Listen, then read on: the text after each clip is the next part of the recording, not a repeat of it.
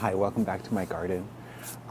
Last summer I made the humpback garden, which is a crevice garden with a ton of different succulents, some of them native, some of them not. Obviously the big part of a tree, I think it was like the root or like kind of the base where the trunk comes out of the roots. Anyway, it looked like a humpback quail, and yeah, I thought it would be like a nice central feature. We used a bunch of concrete that we had broken up from a pad at the back of the house to create kind of the waves and then also all the little crevices and stuff for everything. Anyway, it was designed to be like pretty hardy for most of the time for us.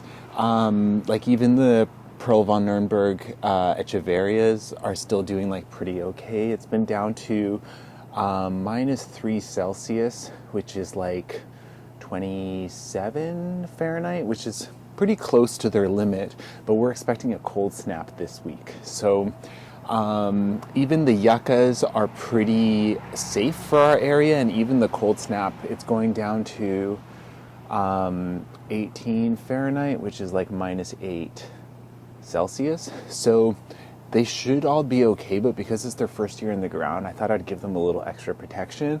And then for the soft succulents, I'm kind of just playing it by ear. They're all props, so I have like the mother plants inside, so if I need to make more for next year, I can too.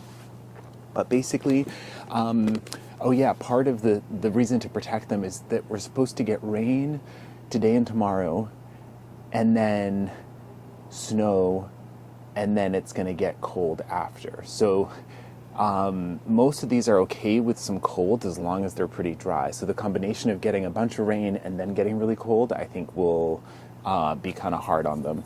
So the thought was I have these like incandescent lights which create like a little bit of heat. So I was gonna like decorate with these.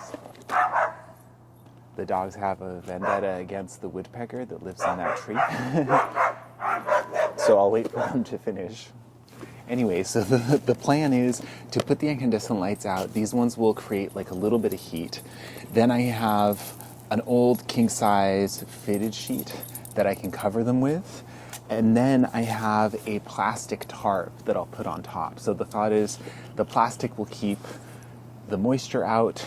This will create a little insulation to keep the warmth of the lights in, and hopefully if that just raises it by a few degrees, and when it's supposed to be sunny, or when it's going to get really cold, it's also going to be clear and sunny. So I thought the dark color would help just like attract a little more heat as well. Anyway, we'll see how it goes. If I lose some of them, it's not the end of the world, but I thought it'd be kind of a cool experiment. So I'll dress it all up, and then yeah, I'll let you know.